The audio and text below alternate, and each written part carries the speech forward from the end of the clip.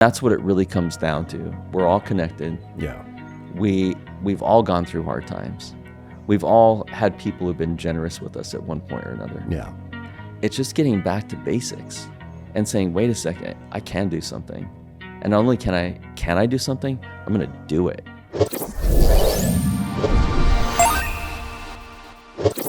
Wade Trimmer, welcome back to the Change Your Action podcast. This is really welcome home. Yeah, I love being here. It's good so being with you. good to have you, man. And it's so good that we're having this conversation right as we're getting into this, we'll call it a kindness campaign on all of the Change Your Action socials. You're aware of this.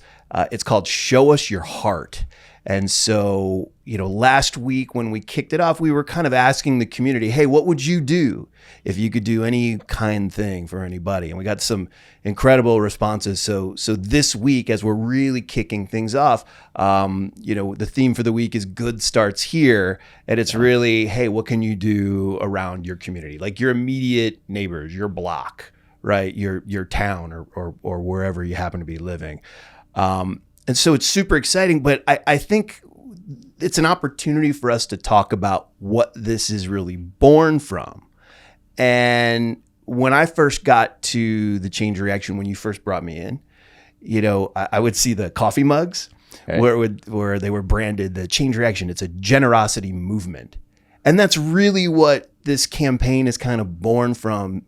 And so I just wanted to kind of open things up and get you to tell me a little bit like, what is this movement of generosity? What's behind it? You've talked about it. Greg's talked about it, but it's a lot deeper than that. Right. It is. The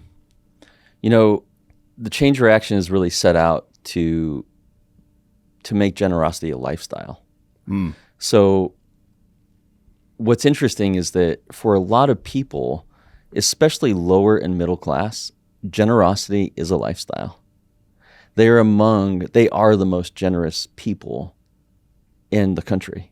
And why do we think that is? I mean, we've talked to some people before about where that comes from, but you've also seen it too. Where do you think it comes from? Well, I reflect on my own parents who didn't have a lot, and until my dad, started doing better with his career, but they were always helping someone. We were always having somebody who was hungry over for dinner. We were always picking somebody up off the side of the road, who needed help or help them fix their car or whatever the case might be. I think the reason is that they can relate. They know what it's like. Yeah. And it's that relation, I think, that for some people who have a lot of wealth, they can't relate. And so I think that's where, back to the movement, it's about identifying and mobilizing people who are already oriented toward kindness, love, compassion, generosity, and giving them a place to come.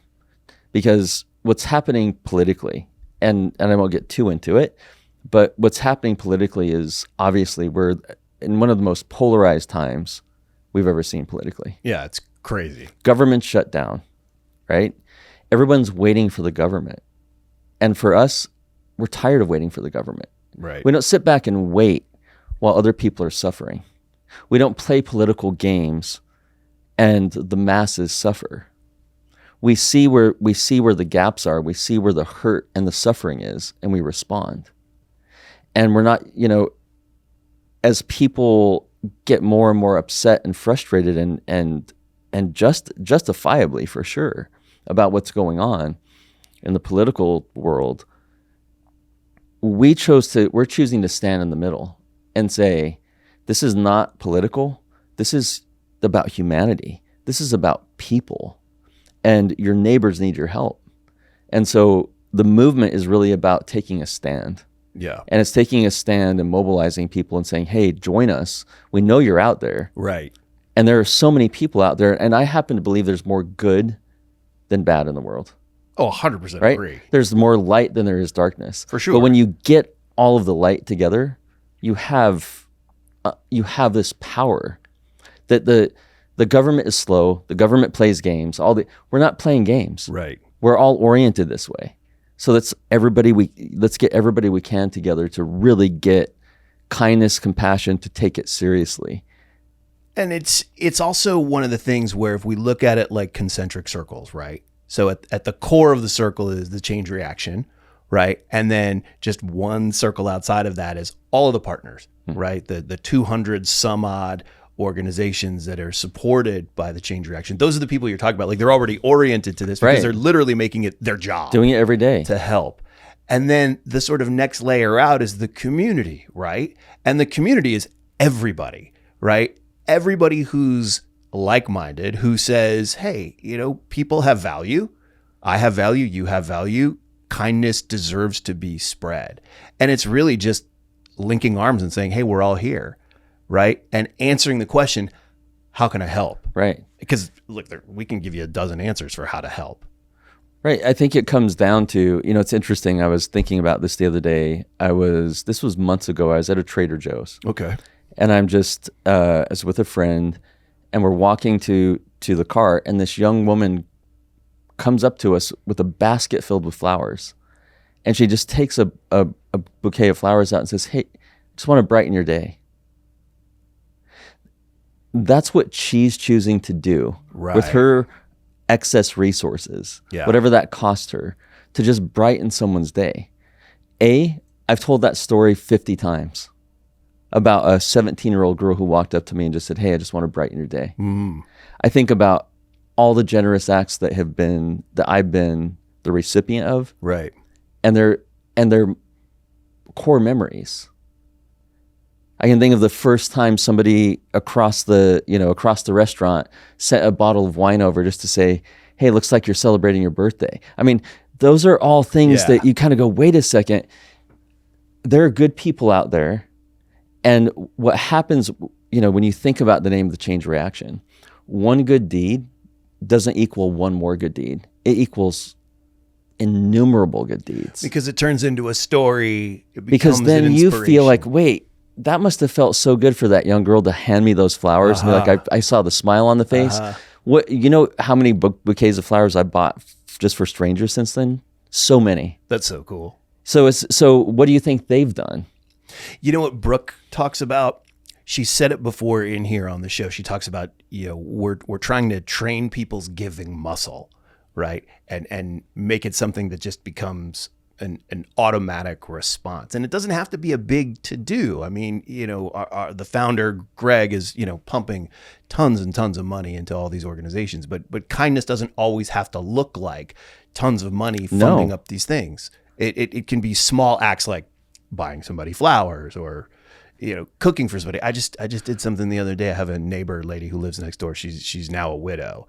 And we just made a bunch of soup, and it was like, this is a lot of soup. Yeah. But she was into it. Just brought her like a container of it, like kind of super simple. It can be that easy is what I'm saying. It is that easy. And I think that's, again, it's time to stop waiting for the big things and start doing the everyday things. Yeah. And understanding the power behind those everyday things. It's just brightening one person's day. Yeah. You have no idea what they're going through. That's the thing. I keep coming back to this thing that was so formative for me this year was meeting Sid Stewart, one of our partners at Better Youth. Fantastic organization, right? She always talks about the power of one person doing one thing can make a huge difference, and it doesn't have to be a huge thing. That because it has a ripple effect. Right. Because you plant a seed and somebody else says, I want to feel that way. Yeah. And, it was interesting. A couple weeks ago, I was traveling, and I have this new just tradition where wherever I'm at, I buy a box of chocolates. Okay.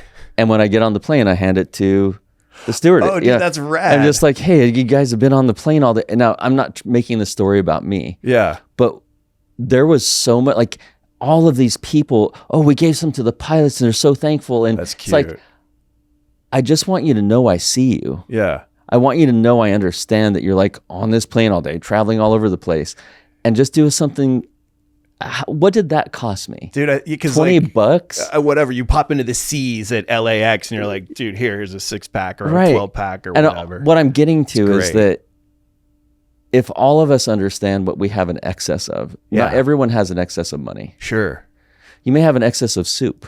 Right. You may have, Right. you know what I mean? Totally. Seriously. Totally. But it's, if you understand, wait, everyone has an excess of something. Yeah. You may have an excess of like, I'm really good at encouraging other people. That's generosity. Yeah. Then when you interact with somebody at the checkout line, then use that excess that you have. Right. But I believe fundamentally that everyone in the world is built with some, or is born with something that they have an excess of that they can give. So that's it. I mean, that's a beautiful way to explain it. And that's what is so exciting about getting into this campaign was just, last week, just asking people like, hey, what would you do? The responses that we got were incredible, right? So it's just fun to now sort of guide that conversation, not because we're telling you what to do, but we're just offering an example of like, hey, have you thought about, here's what, right? And so we're just starting this week in the neighborhood, and we've got a bunch of cool, fun ideas. Some of them came straight from the community that we're going to lay out over the next few weeks. And I think it's all going to culminate with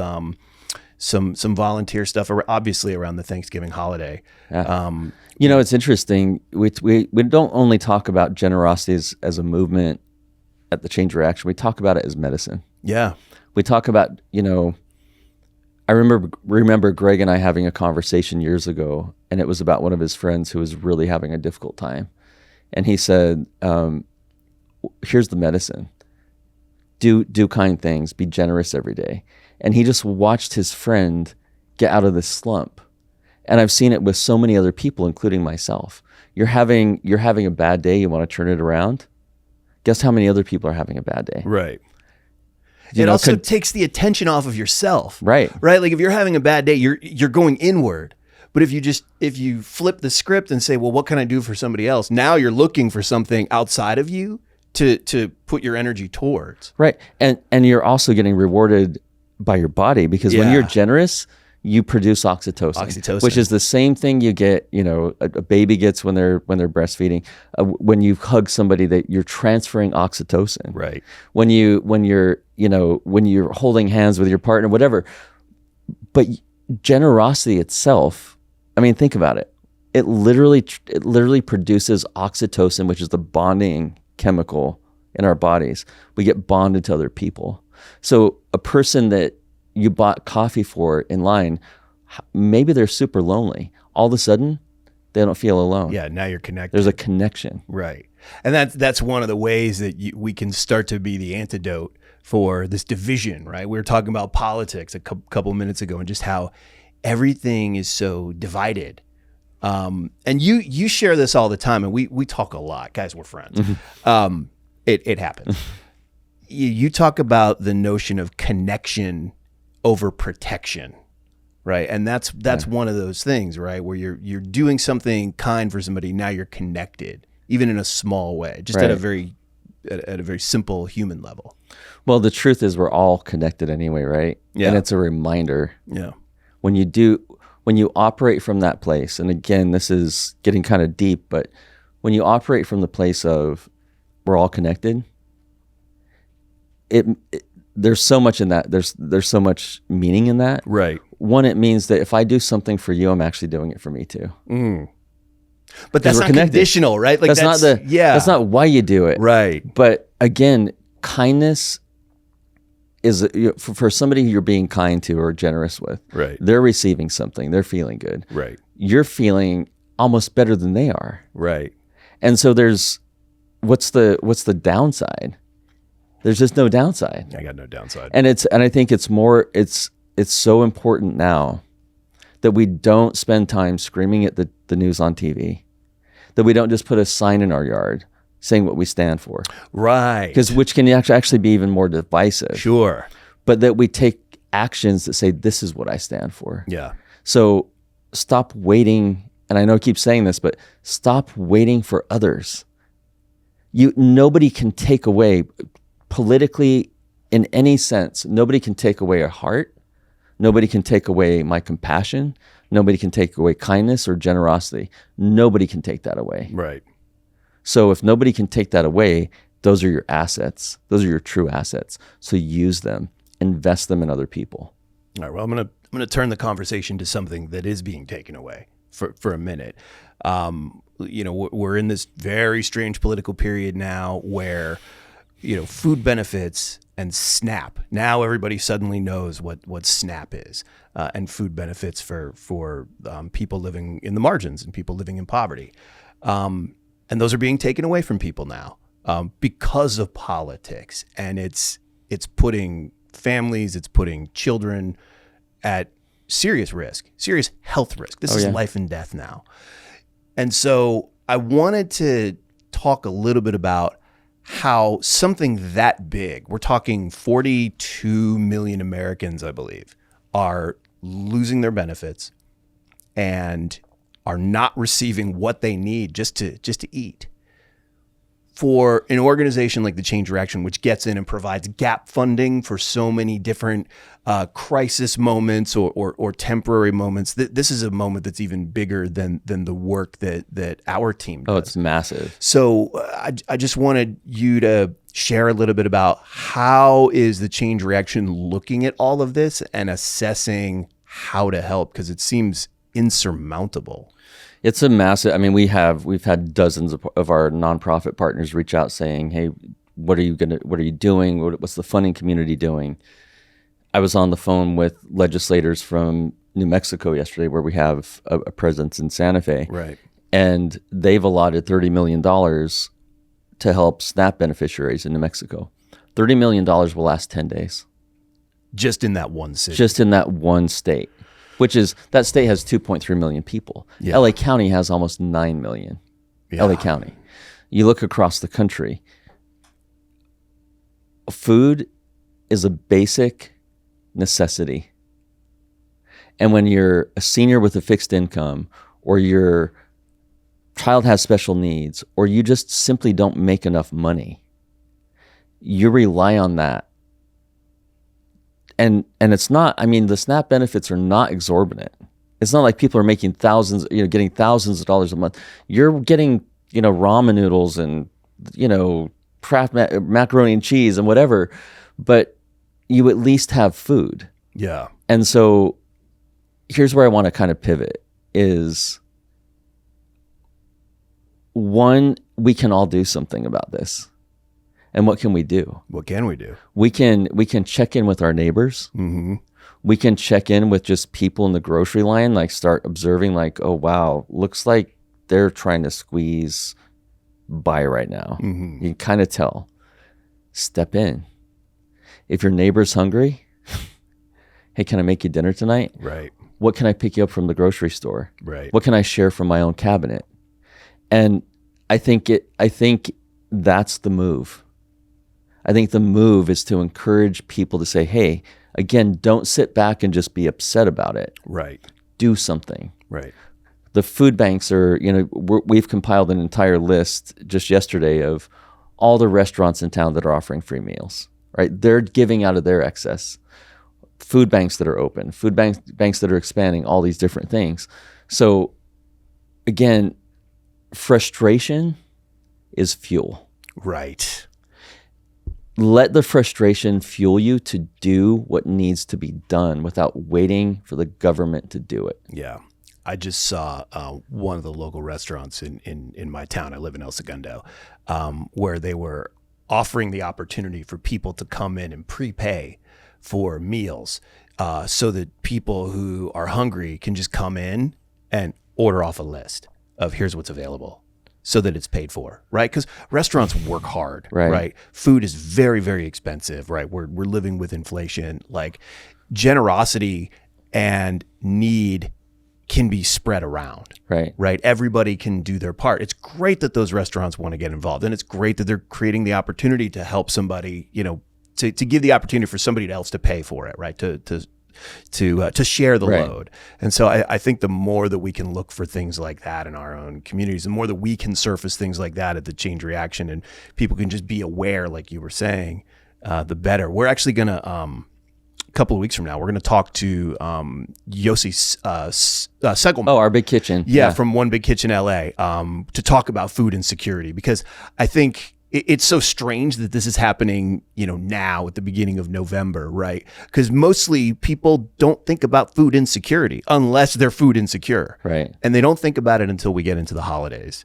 And, when I was talking with Yossi earlier this week, trying to get him to come on the podcast, we're going to get into some of that because this is an everyday issue for people who are living in the margins, who are relying on that government support. And it's really a shame that it's being politicized to such a degree. Like, hunger is humanity, right? Like, everybody eats. And this is where a lot of our cultural issues, and you look at poverty and you look at wages and you look at all the things that make people's lives difficult. They get stuck in government. Yeah. They get just like with the SNAP benefits. And so again, I think that's why it's so important to look yourself in the mirror and say, I can do something. Yeah. And that doesn't mean you can solve the whole problem. And I think that's the other aspect, is that people look at the overall problem and it's too big, so they freeze. Right. Don't freeze. Yeah, because you say, I can't conceive, visually I can't conceive. Right. 40 million. I don't know what that looks like other than a number. Right. Right. But those are people. Those are mouths. And so, yeah, it's the overwhelm, I think, where people get stuck. Right. And that's where I just encourage people, the big picture, you start chipping away at it by doing what you can do. Right.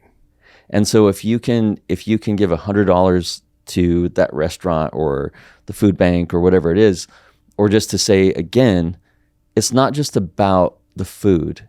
We also have an ability to make a connection with somebody. Yeah. Because food has always been a way to make a connection, right? So again, looking at your neighborhood, asking around, hey, do you know anybody, especially seniors and other folks who are really in the margins? Do you know anyone who's lost their benefits? Well, get your friends together, cook meals, make it something that brings people together, and be generous.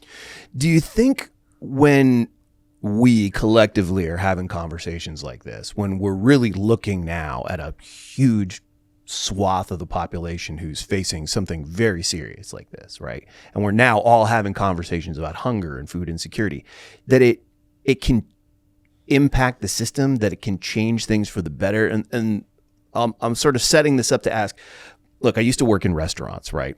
And there's so much waste that comes out of restaurants, that comes out of catering, that come out of even grocery stores, like big giant grocery stores. There's so much food that gets wasted that is perfectly good food that can be eaten by people who would be very grateful to have it. But we have a system that's kind of set up against that. And yet there's no reason for that. Like we actually have an excess of food in the States here. The world has enough food. It does. Yeah. All the research says it. What we haven't done is gotten there's so many policies against giving away the food. Right. Profit margin. All this, just codes and all these different things. So if we get that stuff out of the way, there is enough food. There's enough when we create supply chains and all the different things. I'll never forget, and I won't name the grocery store, but I was talking to this produce guy at a grocery store, and he was taking like an apple with a bruise, making sure all the fruit was perfect. And I said, what are you doing with all that? And he said, oh, we're required to send it we put it on trucks, and we're required to send it to Southern California, past San Diego or whatever, and it's all composted. That's crazy. I'm like, are you kidding me? That's crazy. Oh yeah, it's our company policy. Why? I don't care if I have a bruised apple. It's those kinds of things. Again, I can't change that corporate culture. It is what it is. But what can I do? It's so interesting to me because I think there's actually a business. It's like a farm box kind of thing that takes the ugly produce whatever, or whatever. Yeah, it takes the imperfect produce and then boxes it up because they can't sell it at a grocery store because it's not perfect. And it's like, well, okay, great that you've made a business out of that, right? And the food isn't going to waste, but it could also be because that's coming from massive farms. So it just, I don't know. There's just so many things that I would love to see kind of shift. But look, it starts with us, right? It goes back to that, right? It starts with the power of one. Like, what can we do individually to start to make the change? And Absolutely. So, yeah. I want to just get your point of view on this, right? Because we keep dancing around politics in this conversation, and we're not a political show. Mm-hmm. I'm not political. You're certainly not political. Change Reaction's not a political organization. We kind of don't care at all. But I want to kind of get at the heart of the division, right? Because no matter what side you're on, it just feels like there's so much dogmatic division that keeps people apart. But you, Wade, are such a good connector. And you have to be, right? Because you work around all different kinds of people. You work with politicians, you work with faith leaders, you work with nonprofit leaders, like all kinds of folks, right? What is, in your opinion and in your practice, what are some of the ways that we can start to bridge that gap of division, right? You're such a good communicator. Like, what are some of the things that we can start to think about? Because it's like when you think about other people and generosity, that's one way to create connection. Not everybody wants to be connected. Right. How can we start to work on that? I think it starts with something that's hard for a lot of people because it involves ego. And that's, you may not be right. Ooh, yeah. And why do you need to be right? Right. Because what is right? Yeah. It's your own opinion of what you think, how you think the world should operate. Right. And for people who are really attached to their notion of being right, mm-hmm. that's a battleground. Yeah. So you get people together who insist they're right. And that's what's happening, what I see on both sides. Yeah. No, we're right. No, we're right. Okay, now let's battle it out. Right.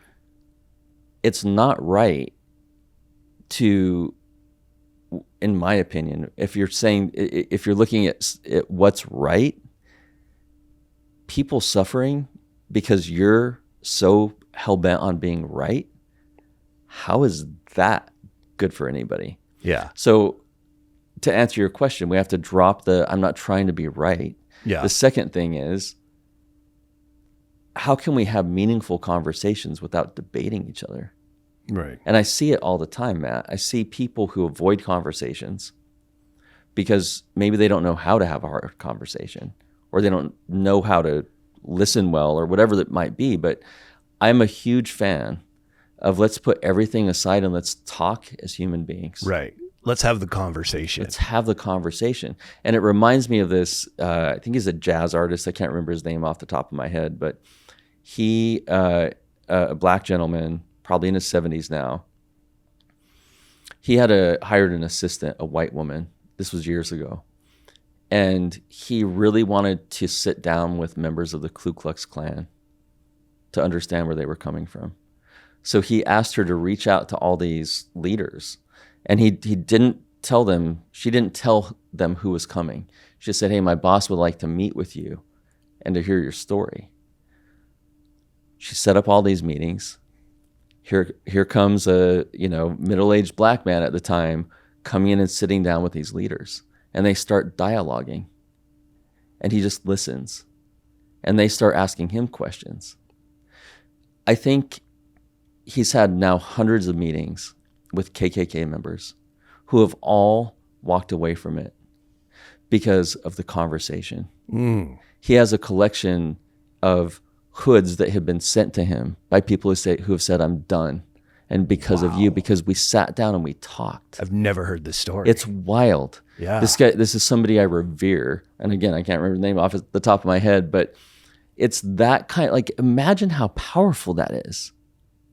I mean, it's funny to me because I think about something you and I talk about a lot when we're not on the podcast, right? It's this idea that I try to live by, right? Where I'm trying to get it right. I don't need to be right. Right. I'm just trying to get it right. And there are clear, it doesn't matter where your politics are, right? There are clearly things that are both right and wrong. And I think when you talk about right and wrong, yes, it can be a little binary, and there's a lot of gray area in between. It's not about winning the argument, right? It's about knowing what is right, what is good, and what is not good, right? Yes, it sounds binary, but it's also very simple. And when you take the politics away from it, or you take religious dogma away from it, and you take proselytizing away from it, things become very simple. Right. And again, back to that story really quickly, most of these KKK members said, I've never actually talked to a person of color. Yeah. So it becomes an issue. Right. Instead of a person. Right. And so I think if we're going to build bridges, it requires humility. Yeah. It requires a mindset that says, I want to have this conversation because I want to understand. Yeah. Which is a learning mindset versus I know what I'm doing and I know I'm right and I'm here to convince you that I'm right. And that's where the debates are. I think it also requires a bit of compassion. A lot of compassion. Because if, like to your point about the people in the KKK who've never spoken to a person of color before, more often than not, they're born into it. They're indoctrinated into it. It's the same way that we have, whole communities here in Los Angeles of people who were born into gangs. Mm-hmm. And so they're born into conflict. And you know what? That's not their fault. It's not their fault.